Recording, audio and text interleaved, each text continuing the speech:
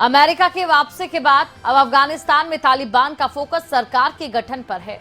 तालिबान की सरकार कब गठित होगी, इस पर सभी की नजरें हैं और इस बीच पाकिस्तान ने जल्द तालिबान सरकार के बनने की उम्मीद जाहिर कर दी है। वहीं भारत की तरफ से तालिबान नेताओं से मुलाकात भी की गई।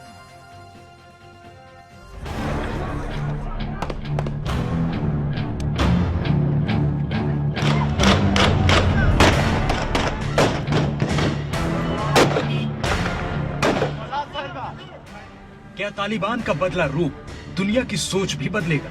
तालिबान के बड़े बड़े नेता अफगानिस्तान में सरकार बनाने के लिए माथापच्ची कर रहे हैं। इस दौरान काबुल में जिस तरह की तस्वीरें आ रही हैं, उससे पूरी दुनिया हैरान है। लोगों के जहन में तालिबान की पुरानी यादें जिंदा हैं। यही वजह है कि लोग अफगानिस्तान को छोड़कर दूसरे मुल्क में जा रहे हैं। हालांकि तालिबान के तेवर पिछली बार के मुकाबले बदले हैं। सवाल है, क्या भारत तालिबान हुकूमत को मान्यता देगा?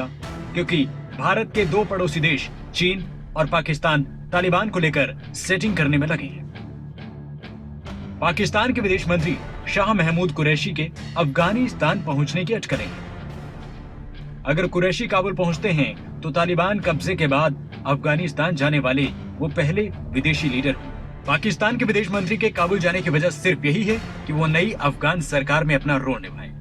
पाकिस्तान ने अफगानिस्तान की तालिबानी सरकार के लिए लॉबिंग शुरू कर दी है। पाकिस्तान है जो भारत विरोध के नाम पर हमेशा अपना प्रोपोगेंडा चलाता है।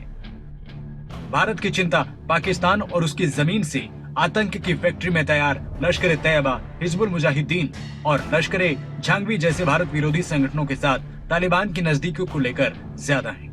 चीन और पाकिस्तान को तालिबान की दोस्ती पसंद आ रही है। दोनों मुल्क गर्मजोशी से पेश आ चुके हैं, लेकिन भारत के लिए फिलहाल ऐसा करने की संभावनाएं कम है। खासकर अतीत में भारत का तालिबान को लेकर जो अनुभव रहा है। तालिबान ने भरोसा दिया है कि अफगानिस्तान की जमीन का इस्तेमाल किसी दूसरे देश के खिलाफ गतिविधि चलाने के लिए नहीं होने देंगे।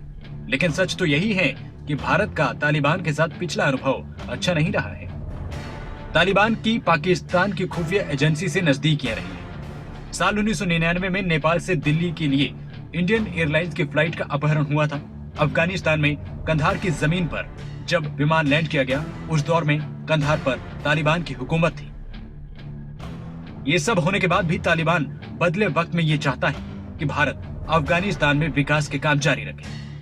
दूसरी तरफ भारत सरकार ने अपने दूतावास के कर्मचारियों समेत भारतीय नागरिकों को वापस बुला लिया है।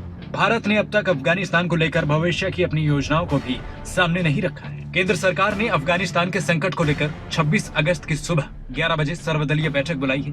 पीएम नरेंद्र मोदी ने विदेश मंत्रालय को सभी राजनीतिक दलों के नेताओं को पूरी जानकारी देने के निर्देश दिए हैं। अफगानिस्तान में फंसे भारतीय नागरिकों और अफगानों को निकालने के लिए भारत सरकार की तरफ से हर संभव कोशिश हो रही है। इस संकट में उबरने के लिए अब काबुल से हर दिन 2 उड़ानों की अनुमति है। भारत सरकार ने सिख और हिंदू समुदाय के लोगों को शरण तो दी है, लेकिन मुस्लिम शरणार्थियों को लेकर भारत सरकार ने अभी चुप्पी साधी है। न्यूज़ डेस्क रिपोर्ट, खबरें अभी तक।